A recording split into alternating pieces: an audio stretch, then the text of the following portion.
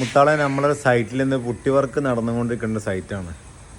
ഇതിൽ നമ്മൾ putty work ചെയ്യുമ്പോൾ പ്രത്യേകിച്ച് ശ്രദ്ധിക്കേണ്ട ഒരു കാര്യം, പ്ലാസ്റ്ററിങ് കഴിഞ്ഞാൽ പുട്ടി വർക്ക് സ്റ്റാർട്ട് ചെയ്യുന്ന സമയത്ത് പ്രത്യേകം ശ്രദ്ധിക്കണം.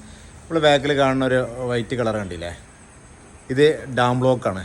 നമുക്ക് ഇതിന് മുമ്പൊക്കെ ഞാൻ ഒരുപാട് നമ്മൾ പ്ലാസ്റ്ററിങ്ങിന് മുമ്പായിട്ട് വാട്ടർ പ്രൂഫ് ചെയ്യണ കാര്യങ്ങളൊക്കെ പറഞ്ഞിട്ടുണ്ട്.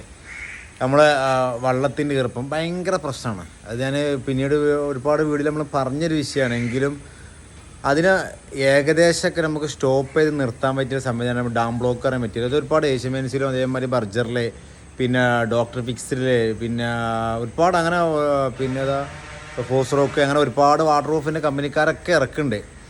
അപ്പോൾ ഏത് മെറ്റീരിയൽ, ഏത് കമ്പനീൻ്റെ മെറ്റീരിയൽ ആണെങ്കിലും കുഴപ്പമൊന്നുമില്ല. ഏതാണ് പ്രിഫറൻറ്റ് വെച്ചാൽ ആ കടയിലെ ഷോപ്പിൽ പോയി, നിങ്ങൾ മെറ്റീരിയൽ എടുക്കുന്ന ഷോപ്പിൽ പോയിട്ട് അവരോട് ചോദിച്ചിട്ട് നല്ല മെറ്റീരിയൽ ഉപയോഗിച്ചിട്ട് എന്ത് ചെയ്യുക, ഇതേമാതിരി പുട്ടി അടിക്കണ മുമ്പായിട്ട് ഏകദേശം 2 അടി 3 അടി ഉയരത്തിൽ അടിച്ചാൽ നമ്മൾ പൊള്ളച്ച് ഹൗസ് വാമിംഗ് ഒക്കെ കഴിഞ്ഞതിന് ശേഷം പൊള്ളച്ച് പോണ ഒരു പ്രശ്നം കഴിയണ പരമാവധി ഒഴിവാക്കാം.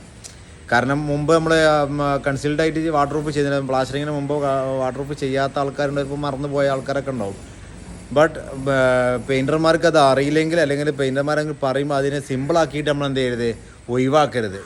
അതെന്തിനാ പിന്നെ കുഴപ്പമില്ല, അത് ഒന്നും ആവശ്യമില്ല, നമ്മൾ അങ്ങനെ പ്ലാസ്റ്റർ ചെയ്ത് ഇങ്ങനെ പ്ലാസ്റ്റർ ചെയ്താണ്, തേപ്പ് അത്ര ഉഷാറാണ്, അങ്ങനെ ഈ ഒരു കമ്പനി സിമെൻ്റ് എടുത്തിട്ടാണ് പിന്നെ എന്ത് ചെയ്ത് പ്ലാസ്റ്റർ ചെയ്തിരുന്നൊക്കെ പറഞ്ഞിട്ട് ക്ലൈൻറ്റ് ആ ഒരു സംഗതിയെ സിമ്പിളായിട്ട് ഒഴിവാക്കുന്ന ഒരു വിഷയമുണ്ട്. കഴിയുന്ന പരമാവധി ഇങ്ങനത്തെ പ്രൊഡക്റ്റൊക്കെ ഉപയോഗിച്ച് ചെയ്തതിന് ശേഷം പുട്ടിടാൻ വേണ്ടി ശ്രമിക്കുക. ഓക്കെ.